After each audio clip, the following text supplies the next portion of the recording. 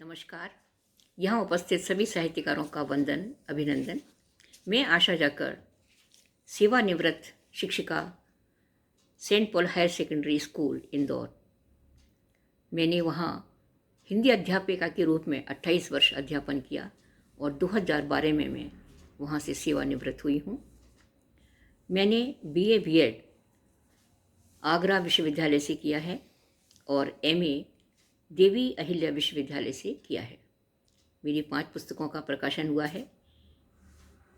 पहली पुस्तक राष्ट्र को नमन 1991 में कारगिल युद्ध के पश्चात प्रकाशित हुई, जिसका विमोचन उज्जैन के आचार्य श्री राममूर्ति त्रिपाठी जी के कर कमलों से हुआ और उसकी भूमिका वरिष्ठ साहित्यकार श्री कृष्ण जी सरल ने लिखी थी। और तब से मैं सेवानिवृत्त होने के पश्चात से मैं साहित्य सेवा में ही संलग्न हूँ। 2 मेरी पुस्तकें और काव्य संग्रह मेरे आ चुके हैं और एक मेरा कहानी संग्रह है और एक उज्जैन में जो कुंभ लगा था उसके ऊपर मैंने एक पुस्तक लिखी है।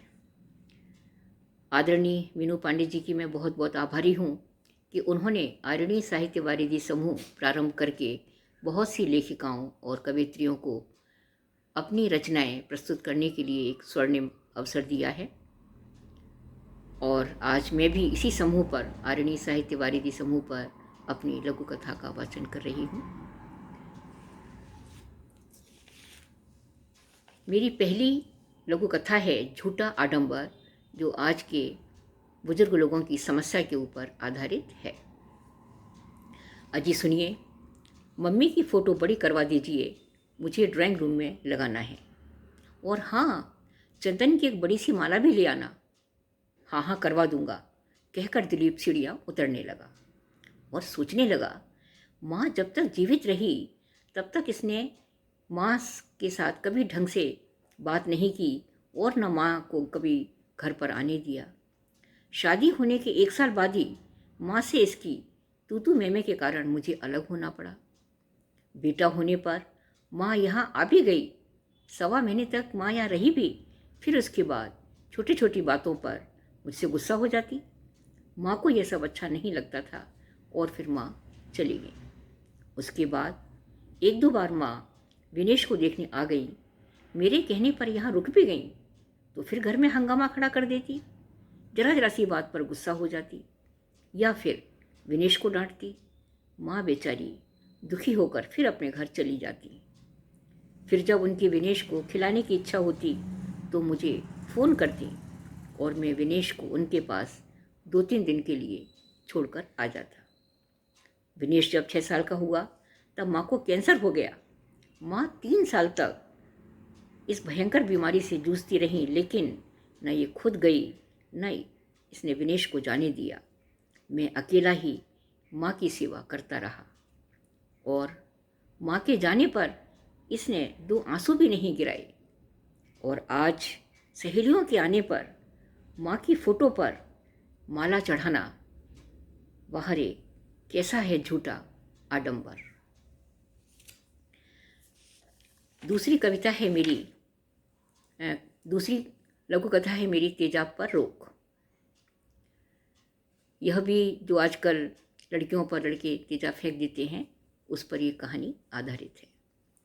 माँ देखो, पहले रीता वर्मा पर तेजाब फेंका और अब दिल्ली में फिर एक लड़की पर लड़के ने तेजाब फेंका। पुरुष कितना कायर हो गया है। या तो लड़कियां उनकी बात मान लें और नहीं तो वे बलात्कार की शिकार होती हैं या फिर तेजाब की शिकार होती हैं। हाँ बेटी, कितना घृणित काम है तेजाब डालकर उसे मौत से भी बड़ी सजा देना। तेजाब से मुंह आँखें तो जलती ही हैं, मगर उनका हृदय तो जीवन भर जलता है। अगर वो जीवित रहती हैं तो उनका जीना और मरना दोनों ही बराबर है। न कोई उनसे शादी करता है, न वे नौकरी कर सकती हैं और न कहीं आ जा सकती हैं, क्योंकि चेहरा इतना विकृत हो जाता है कि बेचारी आने जाने में शर्म महसूस करती हैं। माँ, तेजाब डालने वालों को भी कठोर सज़ा होनी चाहिए। उन्हें 10 साल की सज़ा काफ़ी नहीं है। हाँ बेटी, दुष्टों को ऐसी सज़ा हो ताकि कोई दूसरा तेजाब डालने की हिम्मत न करे। सरकार को भी इस तेजाब की बिक्री पर रोक लगानी चाहिए। हाँ माँ, न रहे बांस और न बजे बांसुरी। तीसरी कहानी है मेरी सीसीटीवी कैमरा। सीसीटीवी कैमरे का उपयोग कैसा होता है, आप इस लघु कथा में सुनिए। अरे पापा, आप तैयार हो रहे हैं शादी में जाने के लिए? कल तो आप मना कर रहे थे। अरे बेटा, नहीं जाऊंगा तो वो इंजीनियर पहले तो पूछेगा, फिर बात बात पर खुन्नस निकालेगा। पर पापा, उसे कैसे मालूम पड़ेगा कि आप आए हैं या नहीं? अरे बेटा, वो स्टेज के सामने सीसीटीवी कैमरे लगवा देता है। उसमें सबकी रिकॉर्डिंग होती है कि किसने लिफाफा दिया, किसने नहीं दिया, सब कुछ कैमरे में कैद हो जाता है। पापा, वो इंजीनियर अपने यहाँ आए थे क्या शादी में? अरे वो खड़ूस किसी के यहाँ जाएगा, वहाँ कंजूस है, लेकिन अपने यहाँ आने जाने वालों का पूरा हिसाब किताब रखता है।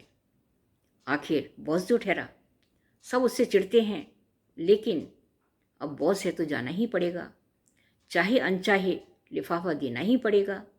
शांति के फूल खिलाना है जीवन में तो बॉस को खुश रखना ही पड़ेगा। वाह पापा, सीसीटीवी कैमरे का उपयोग ऐसे भी होता है। चौथी कहानी है मेरी घर मालकिन। यह कहानी भी आज के बुजुर्गों की समस्या के ऊपर आधारित है। नानी, इस मकान का नाम नयनतारा क्यों है? क्योंकि तेरी नानी का नाम नयनतारा है। ये मकान तेरी नानी के नाम है, मतलब तेरी नानी ही इस घर की मालकिन है।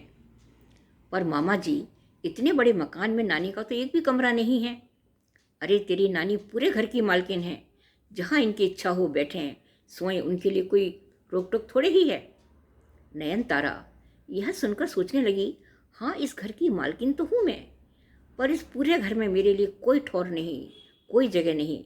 पूरे दिन कभी यहाँ कभी वहाँ, कभी ऊपर तो कभी नीचे अपना थैला लेकर घूमती रहती हूँ। मैंने एक एक पैसा जोड़कर घर बनवाया। 2 बेडरूम, 1 ड्राइंग रूम और एक किचन बना। एक कमरा दोनों बेटे ने ले लिया, दूसरा कमरा दोनों बेटियों का हो गया और मैं और मेरे पति ड्राइंग रूम में सोते थे। बेटे की शादी हुई तो एक कमरा बहू बेटे का हो गया, दूसरे कमरे में तीनों भाई बहन रहते। बेटियों की शादी भी 3 साल में हो गई। दूसरे ही वर्ष पति छोड़कर चल बसे। मकान और बना, छोटे बेटे की शादी हुई, छोटा बेटा ऊपर शिफ्ट हो गया, नीचे का पूरा बड़े बेटे ने ले लिया और एक अतिथि गृह मेरे लिए हो गया। लेकिन धीरे धीरे घर का सारा बचा कुचा सामान अतिथि गृह में पहुंचने लगा। कमरे में घुसने पर मुझे ऐसा लगता कि सामान मुझे ही मुंह चिढ़ा रहा है। सुबह का खाना ऊपर छोटे बेटे के यहाँ, शाम का खाना बड़े बेटे के यहाँ खाती। बेटों ने ही आखिर मुझे बांट लिया, मेरे बिना कहे ही बंटवारा हो गया। शाम को खाना खाकर ड्राइंग रूम में ही न्यूज़ देखकर सीरियल देखते देखते मैं सो जाती हूँ। बाहरी मकान मालकिन नयनतारा, पूरा मकान उसका अपना, पर अपने लिए कोई कमरा नहीं। और नयनतारा यह सोचकर मन ही मन हंसने लगी। धन्यवाद। आप सभी लोगों ने मेरी कहानियों को सुना, अपना अमूल्य समय मेरी कहानियों को सुनने के लिए दिया। सभी का बहुत बहुत धन्यवाद। मीनू जी का बहुत बहुत धन्यवाद कि उन्होंने ये पटल हम सब के लिए अपनी कथा वाचन के लिए दिया है। सभी का बहुत बहुत आभार।